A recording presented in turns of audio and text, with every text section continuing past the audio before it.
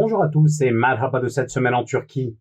7 mois de résistance de la communauté de l'université de Boğaziçi auront été nécessaires pour que le recteur parachuté, accusé de plagiat Melikbulu, parte. Limogé par décret présidentiel, l'universitaire a appris la nouvelle, comme tout le monde, par voie de presse. On en a parlé avec Zeynep Gambetti, professeur à Boğaziçi. Son départ a été annoncé de la même manière que son arrivée.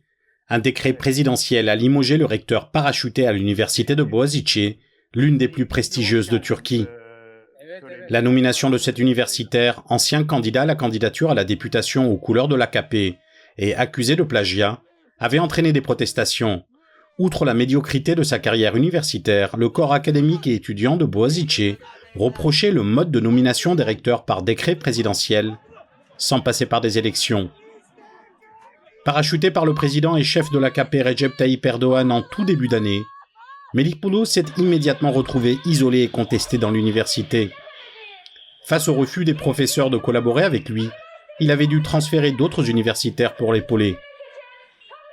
Il avait été dès lors surnommé le Qayyum, qui signifie administrateur imposé par l'État, un terme devenu péjoratif et symbole de la puissance politique qui refuse de reconnaître les résultats des élections, à l'image des mairies HDP dépossédées de leur maire pour être remplacées par des administrateurs, les Qayyum. Melikbulu avait déclaré ne pas penser un instant à démissionner. Il avait notamment déclaré « Les manifestations se termineront au bout de 6 mois ». Mais la résistance à ce parachutage s'est montrée tenace. Développant toute une palette de modes de désobéissance civile et pacifique, la communauté de Boğaziçi a continué durant de nombreux mois ses actions malgré la répression policière parfois violente, les poursuites judiciaires et la publication dans des journaux des noms et adresses de certains professeurs. Melikbulu ne semble pas avoir été prévenu au préalable de son limogeage. Après avoir démenti sur un ton ironique son départ dans une publication Instagram, le désormais ex-recteur parachuté a effacé son post pour le remplacer par une photo de Recep Tayyip Erdoğan, une pratique devenue courante chez les hauts fonctionnaires limogés qui clament leur loyauté au président. L'intérim sera assuré par Naci İnce. En attendant, la communauté de Boğaziçi s'est retrouvée pour fêter le départ en musique. Les paroles de la chanson de Sibel Can dit entre autres « De nos jours, personne n'est sultan ou roi, ne prend pas trop la confiance, personne n'est char ni empereur. L'avenir nous dira si le message est passé. »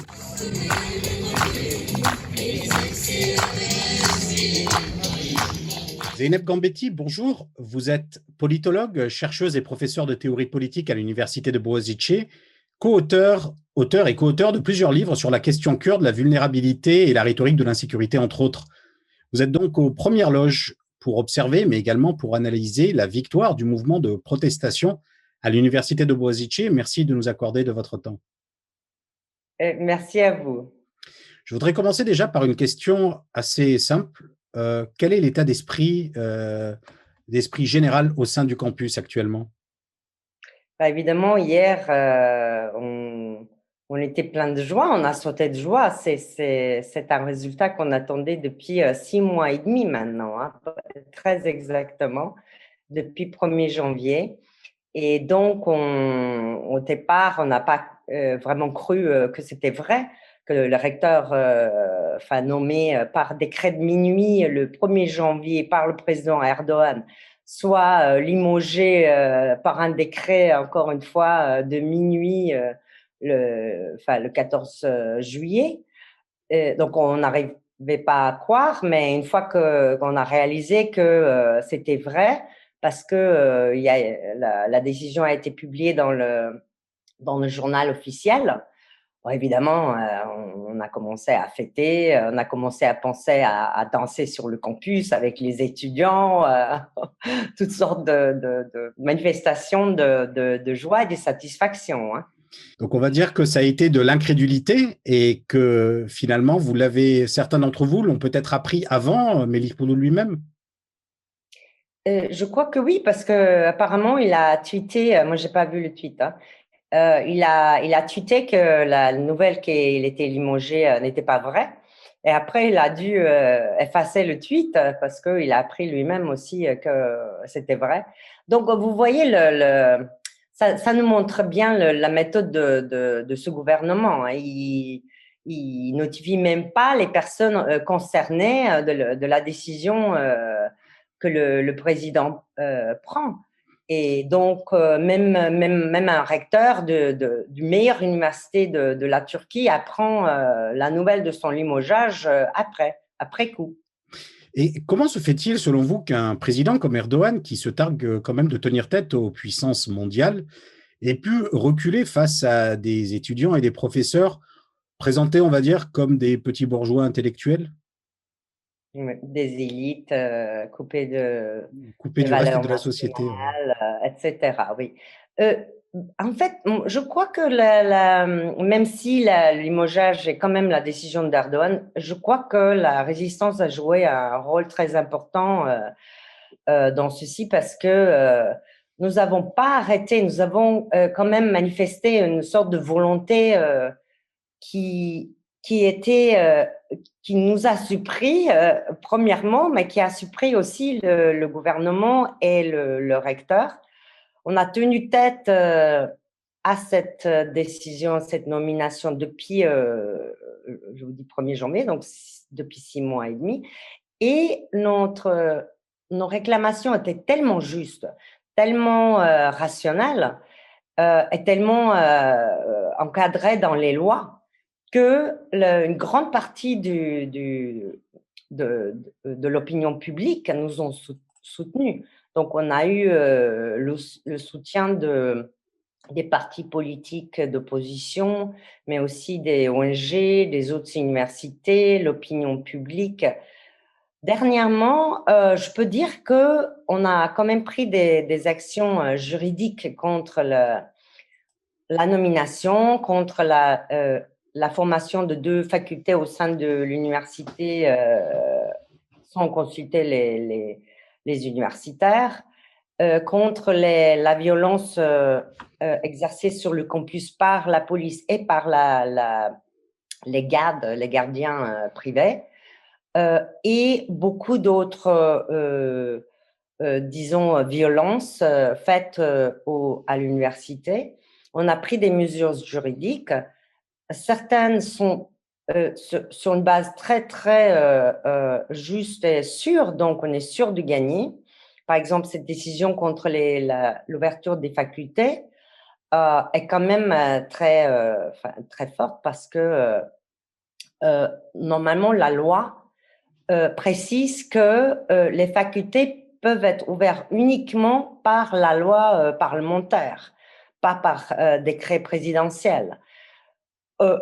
On a, Donc là, pour rappeler juste aux spectateurs que c'est une question de 2 facultés qui ont été décidées par décret présidentiel, l'ouverture de 2 nouvelles facultés, une faculté de droit, si je ne m'abuse, exactement, et une autre faculté de communication. de communication au sein de Boğaziçi, et ça a été considéré par beaucoup d'observateurs comme une manière pour Melihpolo de faire venir de nouveaux cadres qui puissent l'épauler dans la gestion à l'intérieur de l'université de Boğaziçi, parce qu'il rencontrait une opposition de la part du corps académique actuel.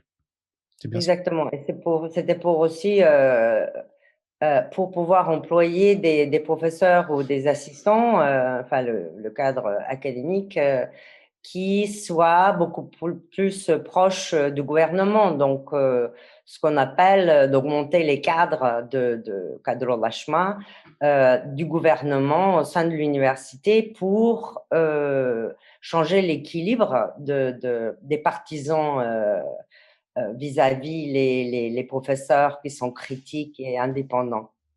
Et donc, je continue un peu si vous voulez. Donc, on a des processus de loi, mais aussi, dernièrement, on a envoyé un petit groupe de professeurs qui avaient auparavant pris part aux gouvernances, à la gouvernance de l'université.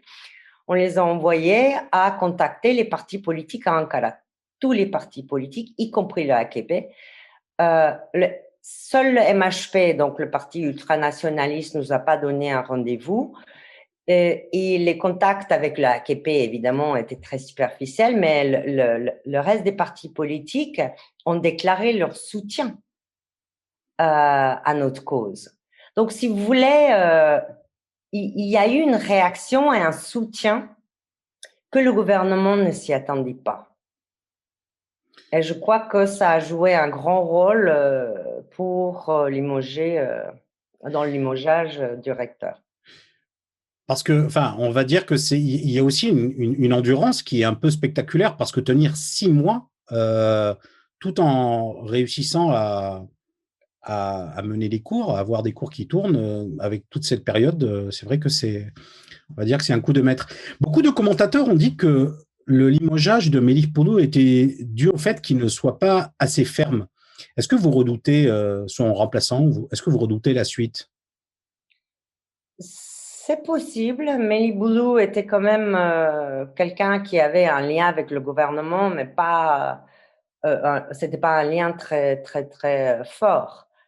C'est ce qu'on a entendu dire, en fait, que au sein du IUC, qui est le Conseil supérieur de l'éducation supérieure, Melih Boulou a été critiqué pour ne pas réaliser certaines manœuvres que le gouvernement attendait de lui. Et donc, pour l'instant, ce qu'on sait, c'est que son adjoint a été nommé par intérim à sa place. Et cet adjoint, malheureusement, est quelqu'un de Bozici, quelqu'un qui connaît la tradition, quelqu'un qui a enseigné à Bozici depuis des années, je me rappelle pas combien d'années, mais...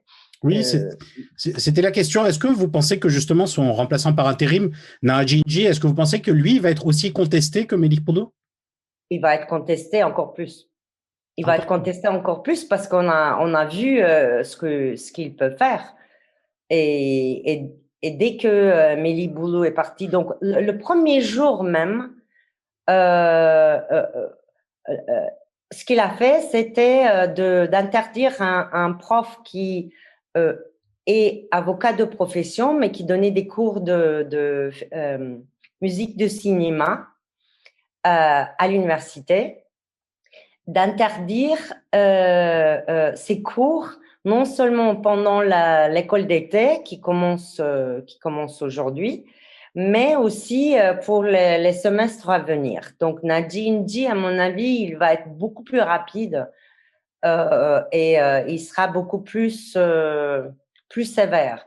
Maintenant, est-ce qu'il va augmenter la violence sur le campus? Je pense pas, parce que on a prouvé au gouvernement que c'est pas par la violence qu'ils vont avoir Bozici. C'était même contre-productif politiquement en termes d'image pour eux.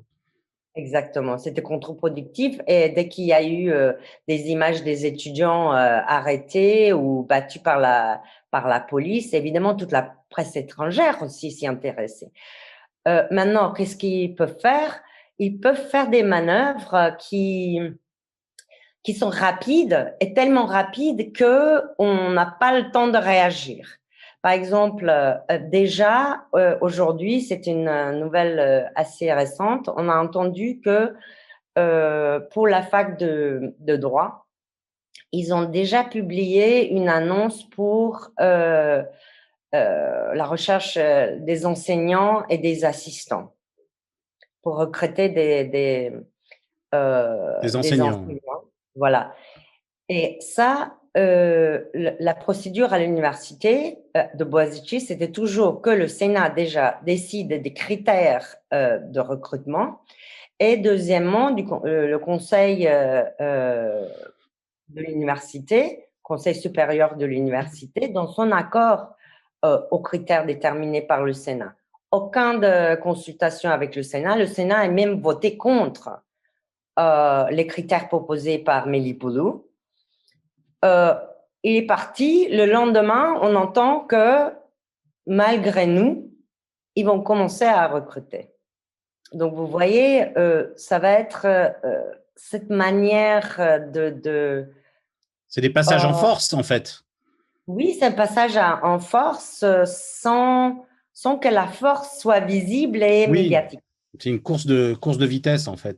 Voilà.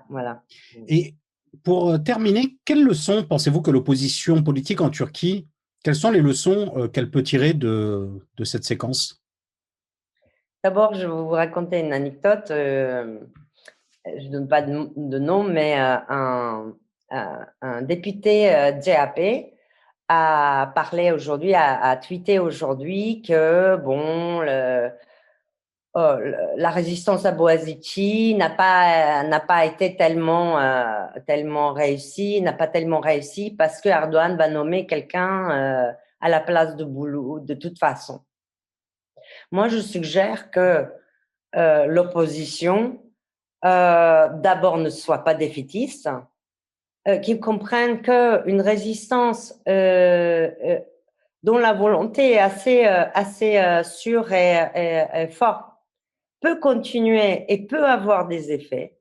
Et je crois que il est temps que l'opposition imite ou s'inspire de la résistance à Boazici pour non seulement défendre une institution ou une organisation, mais pour défendre la démocratie en Turquie et d'en constituer les conditions.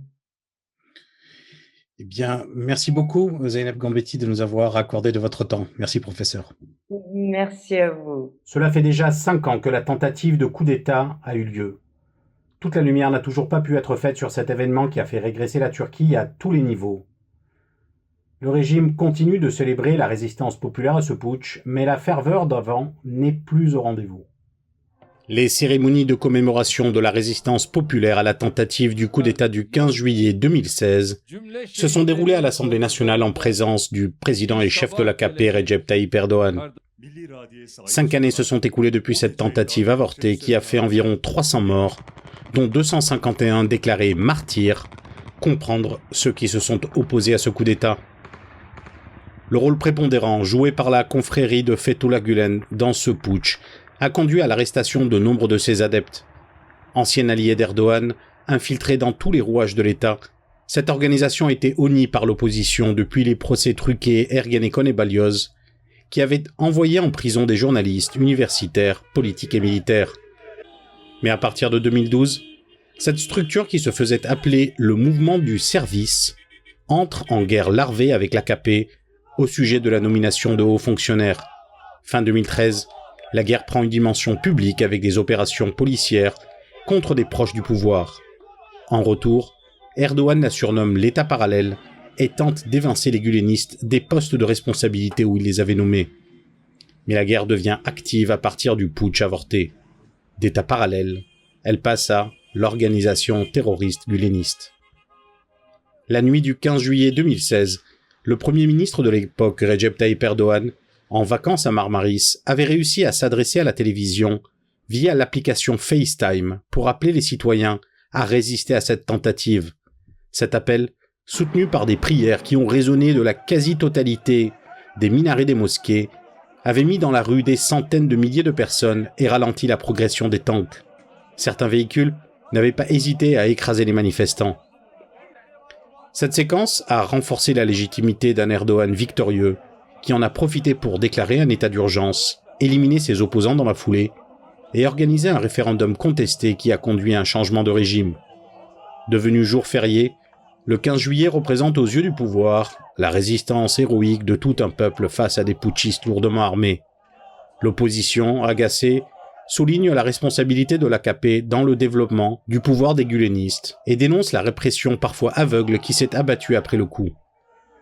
Une partie des opposants avance même que tout ceci n'était qu'un coup monté pour renforcer le pouvoir. Rushan Çakır et Ahmet Şık reviennent sur cet épisode. J'ai l'impression que dans tout le cérémonial de propagande organisé autour du 15 juillet est devenu un peu poussif, parce que là, par exemple, c'est le 5e anniversaire, et je me serais attendu à quelque chose de plus percutant. Mais non, je ne le vois pas trop, ou est-ce que c'est peut-être moi qui ne le vois pas ? Non, je pense que tu as raison, je le constate aussi. Et surtout, à un moment où le pouvoir est empêtré dans une crise politique, une crise de légitimité, ces périodes où ils peuvent organiser leur propagande sont précieuses. Mais j'ai l'impression que ça n'a pas autant de répercussions sur l'opinion. En tout cas, bien moins que ce qu'ils espéraient. D'ailleurs, concernant le processus qui a suivi le 15 juillet, j'avais dit qu'un récit historique était inventé de toutes pièces et qu'ils allaient nous présenter cette tentative de coup d'État comme une espèce de guerre de libération et que la seule chose réelle dans cette histoire allait être les morts et les blessés. Mais je pense qu'ils ne sont pas parvenus à imposer leur réécriture de l'histoire. Les gens ne voient pas cette résistance comme une guerre de libération. Pourquoi ? Par exemple, encore récemment, lorsque Sedat Peker parle des histoires de corruption là, qui tournent à Esenyurt, il y a un moment où il parle d'un type qui se prévaut du titre de vétéran durant le coup d'État. Et quand on a vu les images de ce qui s'est réellement passé ce soir-là, ça prête à sourire. Alors, pour lui, je sais pas, mais il est clair qu'il existe même une notion de faux vétéran. On a de nombreux exemples en ce sens. Et malgré ce système médiatique exécrable qui tente de masquer les réalités, là je parle des grands groupes médiatiques, malgré ce système médiatique-là qui est tout sauf du journalisme, les gens arrivent à percevoir la réalité, les mensonges, et tout ça les conduit à s'éloigner petit à petit du pouvoir. Et je pense que la crise que vit actuellement l'Alliance au pouvoir, donc le MHP et le AKP, je pense que cette crise a un rapport avec ça. Alors oui, si on se fie aux enquêtes, l'AKP est toujours le parti qui réunit le plus de suffrages. Mais une chose est sûre, c'est qu'il ne reste plus grand-chose du lien que ce parti avait avec le peuple, avec sa base, avec ses électeurs. Ça n'a aucun rapport de ce qu'il avait il y a 10-15 ans de ça, par exemple. Et c'est fou parce qu'il n'y a plus aucune rationalité dans ce qui se passe. Ils n'ont plus aucun complexe à nous montrer le train de vie luxueux qu'ils entretiennent. Ça ne leur pose aucun problème. Et ça contribue d'ailleurs à affaiblir le lien dont je parlais. Et ils n'éprouvent aucune espèce de honte. Là, par exemple, il y a le nouveau palais estival de la présidence à Okluk. Ils ont transporté du sable. Combien de mètres cubes de sable ils ont pu transporter ? Et tu sais, l'hiver, tout ce sable s'en va.